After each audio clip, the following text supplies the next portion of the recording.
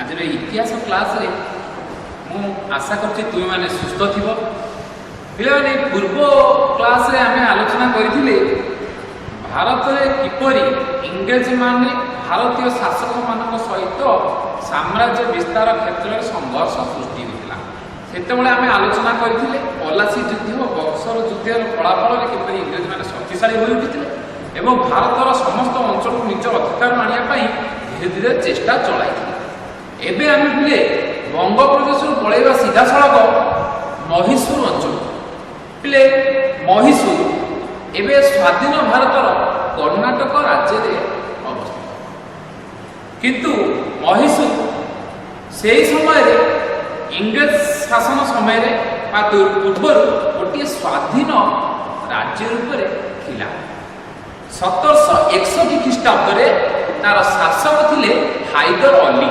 पिले माने एई फोटोटी को देखो, ये होउछि से व्यक्ति जे 1761 ख्रीष्टाब्द रे स्वाधीन महिसूर राज्यर महिसूर प्रदेशर शासक थिले।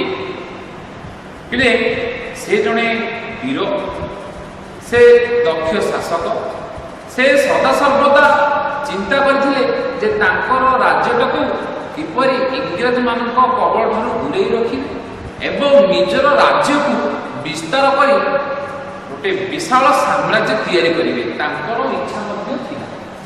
से समय रे हैदर अली को शक्ति और सामर्थ्य को लक्ष्य करी पड़ोसी राज्य गुड़िक मरहट्टा और हैदराबाद निजाम चिंता कले जे हैदराबाद निजाम एवं मरहट्टार शासक माने चिंता कले जे हैदर अली दिनकु दिन अधिक शक्तिशाली होई पड़ोसी राज्य गुड़िक निज अधीन नबाकू चेष्टा करछंती। दरकार पड़िले किछि दिन परे मध्य से कर्णाटक एवं हैदराबाद को निज अधीन को नहीं पारନ୍ତି। से भୟରେ मरहट्टा माने मध्य इंग्रज मानक सहित हाथ मिलाइले एवं हैदराबाद निजाम मध्य इंग्रज मानक सहित हाथ मिलाइले जे हैदर अली को किपरि प्रतिरोध करा जिवो, कारण सी चाहूछंती ताकर साम्राज्य विस्तार करिया पे। तेणु से विपद को लक्ष्य रखी मरहट्टा एवं हैदराबाद निजाम इंग्रज मानक सहित हाथ मिलाई हैदर अली विरुद्ध में 1767 ख्रीष्टाब्द युद्ध घोषणा कले। से युद्ध को महिसूर युद्ध बोली कहा जाए। एटा थिला प्रथम महिसूर समर। एटा थिला बोले प्रथम महिसूर समर। ए प्रथम महिसूर समर रे प्रथम महिसूर समर एर पक्ष थिले पिला माने मरहट्टा, हैदराबाद निजाम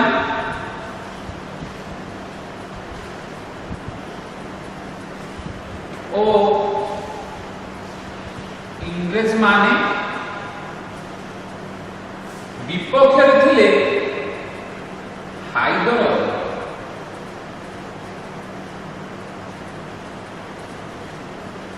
पिले ए दुई को मध्य युद्ध होइतला। ये थिला गोटे पक्ष ये एकुटिया थिले गोटे पक्ष। पिले माने देखिबार कथा इंग्रज माने भारतर मिलित त्रिशक्ति को बक्सर युद्ध में परास्त करथिले, किंतु एठी विचार करिया कथा एठी हैदर अली विरुद्ध में मिलित त्रिशक्ति अछंती मरहट्टा, हैदराबाद निजाम और इंग्रज माने। किंतु से माने हैदर अली को मैसूर समरे बा प्रथम मैसूर समर जो 1767 ख्रीष्टाब्द होइतिला सेथिरे हैदर अली को समाने परास्त करि पारि नथिले। ए मिलित शक्ति हैदर अली को परास्त होइतिले। फलरे इंग्रज माने चिंता कले किपरि भाबरे हैदर अली को सहित संधि करा जाऊ। तेणु 1769 ख्रीष्टाब्द रे इंग्रज माने हैदर अली को सहित एक चुक्ति बा संधि पत्र स्वाक्षर कले। एथिरे इंग्रज माने युद्ध समय रे हैदर अली को सहायता करिवे और हैदर अली युद्ध समय रे इंग्रज मान को सहायता करिवे बोली ए चुक्ति रे रहितला।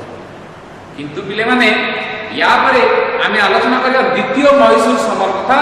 এই দ্বিতীয় মহীশূর সমরে প্রথম মহীশূর সমর পরে দ্বিতীয় মহীশূর সমর বেড়ে ইংরেজ মানে দ্বিতীয় মহীশূর সমর পিলে প্রথম মহীশূর সমরে ইংরেজ মানে পরাস্ত হলে এবং হায়দর আলীଙ୍କ সহিত শান্তি ଆଉ ସନ୍ଧି କଲେ ଯେ ସେମାନେ ହାଇଦର ଅଲିଙ୍କୁ ସାହାଯ୍ୟ କରିବେ ଏବଂ ହାଇଦର ଅଲି ଇଂରେଜମାନଙ୍କୁ ଯୁଦ୍ଧ ବେଳେ ସାହାଯ୍ୟ କରିବେ କିନ୍ତୁ ପିଲେ ସନ୍ଧି ସର୍ତ୍ତ ଅନୁଯାୟୀ ଇଂରେଜମାନେ ହାଇଦର ଅଲିଙ୍କୁ ଯୁଦ୍ଧ ସମୟରେ ସାହାଯ୍ୟ କଲେ ନାହିଁ। ହାଇଦର ଅଲି ଯେତେବେଳେ କର୍ଣ୍ଣାଟକ ଅଧିକାର କରିବାକୁ ଚିନ୍ତା କଲେ ସେହି ସମୟରେ ଇଂରେଜମାନେ ତାଙ୍କୁ ସାହାଯ୍ୟ କଲେନି।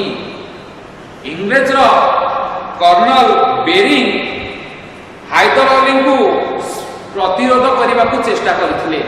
ଦଳେ ସୈନ୍ୟଙ୍କ ସହିତ ଯେତେବେଳେ ହାଇଦର ଅଲି କର୍ଣ୍ଣାଟକକୁ ଆକ୍ରମଣ କରିବାକୁ ଯାଇଥିଲେ ସେହି ସମୟରେ କର୍ଣ୍ଣେଲ ବେରିଂ ଇଂରେଜ ସୈନ୍ୟମାନଙ୍କ ଦ୍ୱାରା ତାକୁ ପ୍ରତିରୋଧ କରିବାକୁ ଚେଷ୍ଟା କରିଥିଲେ। ପିଲେ ଏହି ସମୟରେ ହାଇଦରଙ୍କ ପୁତ୍ର ତାଙ୍କର ନାମ ହେଉଛି ଟିପୁ ସୁଲତାନ। ପିଲାମାନେ ତୁମେ ସମସ୍ତେ ଟିପୁ ସୁଲତାନ ବିଷୟରେ ଜାଣିଥିବ। ଟିପୁ ସୁଲତାନଙ୍କୁ ସେ ସମୟରେ ମହୀଶୂରର ବାଘ ବୋଲି ସମସ୍ତେ ଜାଣୁଥିଲେ, କାରଣ ତାଙ୍କର ବୀରତ୍ୱ ତାଙ୍କର କାହାଣୀ ଏବେ ମଧ୍ୟ ଆମେ ଟିଭିର ସିରିଏଲ ମାନଙ୍କରେ ଦେଖୁଛେ ଏବଂ ଜାଣୁଛେ। ବହୁତ ପୁସ୍ତକ ମଧ୍ୟ ତାଙ୍କ ନାଁରେ ଲେଖା ହେଇଛି। ସେ ପୁସ୍ତକ ଦେଖିଲେ ତାଙ୍କର ବିଷୟରେ ଜାଣିପାରିବ। ସେ ସମୟରେ ତାଙ୍କୁ ମହୀଶୂରର ବାଘ ରୂପେ ନାମିତ କରାଯାଇଥିଲା ଏବଂ ସେ ମହୀଶୂର ବାଘ ରୂପରେ ଚାରିଆଡ଼େ ପରିଚିତ ଥିଲେ, କାରଣ ସେ ଏତେ ଶକ୍ତିଶାଳୀ ଆଉ ଏତେ ବୀର ଥିଲେ ଯେ ତାଙ୍କୁ ମହୀଶୂର ବାଘ ବୋଲି କୁହାଯାଏ। ଏଇ ଚିତ୍ରଟି ଲକ୍ଷ୍ୟ କଲେ ସେ ଟିପୁ ସୁଲତାନ।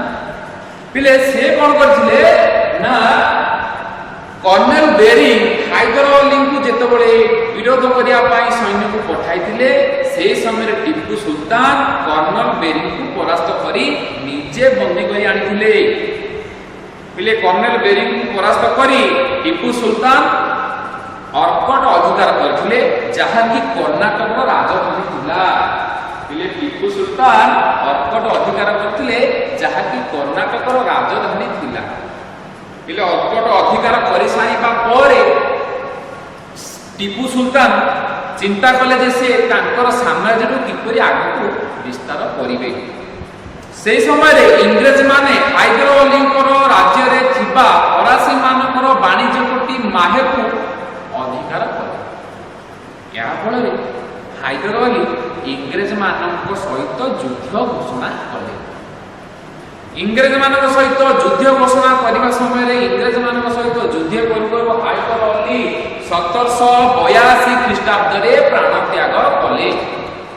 ହାଇଦର ଅଲିଙ୍କର ଯୁଦ୍ଧ ସମୟରେ ଯେତେବେଳେ ହାଇଦର ଅଲି ଯୁଦ୍ଧ ସମୟରେ ପ୍ରାଣ ତ୍ୟାଗ କରିଛନ୍ତି ସେହି ସମୟରେ ଟିପୁ ସୁଲତାନ ନିଜ ଉପରେ ମହୀଶୂରର ଭାର ନେଇ ଯୁଦ୍ଧରେ ଅବତୀର୍ଣ୍ଣ ହେଲେ ଏବଂ ଇଂରେଜ ବ୍ରିଗେଡିୟର ମାଥ୍ୟୁସ୍ ଓ ତାଙ୍କ ସୈନ୍ୟମାନଙ୍କୁ ଟିପୁ ଏକାକୀ ବନ୍ଦୀ କରିଥିଲେ। ହେଲେ ଏହା ଫଳରେ ଇଂରେଜ ଓ ଟିପୁଙ୍କ ମଧ୍ୟରେ ଏକ ଶାନ୍ତି ଚୁକ୍ତି ହେଲା। ଏହି ଚୁକ୍ତି ଅନୁସାରେ ଉଭୟ ପକ୍ଷ ଯୁଦ୍ଧ ସମୟରେ ହରାଇଥିବା ରାଜ୍ୟ ଫେରି ପାଇଲେ।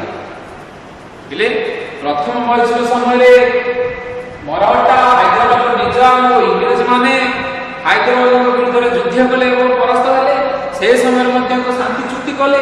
ଶାନ୍ତି ଚୁକ୍ତି ସ୍ଥିର ହେଲା ଯେ ଇଂରେଜମାନେ ଯୁଦ୍ଧ ବେଳେ ହାଇଦର ଅଲିଙ୍କୁ ସହାୟତା କରିବେ ଏବଂ ହାଇଦର ଅଲି ଯୁଦ୍ଧ ବେଳେ ଇଂରେଜମାନଙ୍କୁ ସହାୟତା କରିବେ। କିନ୍ତୁ ଦ୍ୱିତୀୟ ମହୀଶୂର ସମର ଯୋଉ ଆସିଲା ତା ହେବାର କାରଣ ହେଲା ଯୁଦ୍ଧ ସମୟରେ ଇଂରେଜମାନେ ଚୁକ୍ତିର ଖିଲାପ କଲେ ଏବଂ ହାଇଦର ଅଲିଙ୍କୁ ସହାୟତା କଲେ।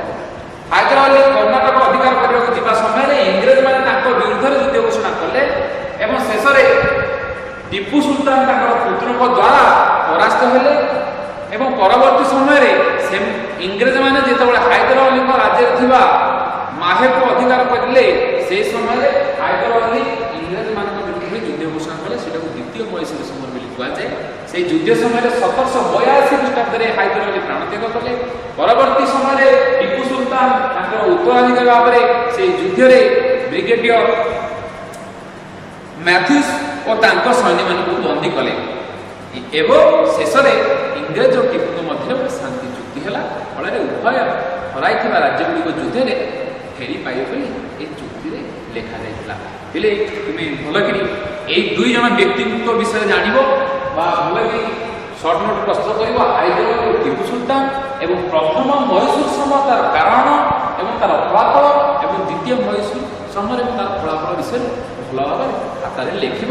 ଏବଂ ଆମେ ଆଗାମୀ ଅଧ୍ୟାୟରେ ତୃତୀୟ ମହୀଶୂର ସମୟ ଓ ଚତୁର୍ଥ ମହୀଶୂର ସମୟ କାହିଁକି ଓ କ'ଣ ପାଇଁ ହୋଇଥିଲା ସେ ବିଷୟରେ ଆଲୋଚନା କରିବା। ଧନ୍ୟବାଦ।